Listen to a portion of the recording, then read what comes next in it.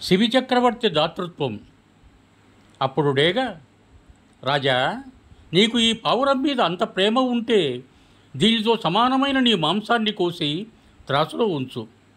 ఈ పావురంతో తూగగలిగే మాంసం నాకివ్వు, దానితో నేను తృప్తిపడతాను అన్నది. పరమధర్మజ్ఞుడైన ఉసీనరుడు తన మాంసాన్ని కోసి తూచసాగాడు. రెండో వైపు ఉంచిన పావురం మాంసం కంటే బరువు తూగింది. మళ్ళీ రాజు మాంసం కోసందులో ఉంచాడు. ఇలా ఎన్నిసార్లు చేసినా మాంసం పావురంతో తూగలేకపోవడంతో రాజే స్వయంగా త్రాసులో కూర్చున్నాడు. అది చూచిన డేగ, ధర్మాత్మ, నేను ఇంద్రుడను, అతడు అగ్నిదేవుడు. మేము ఈ ధర్మనిష్టను పరీక్షించడానికే నీ యజ్ఞశాలకు వచ్చాము.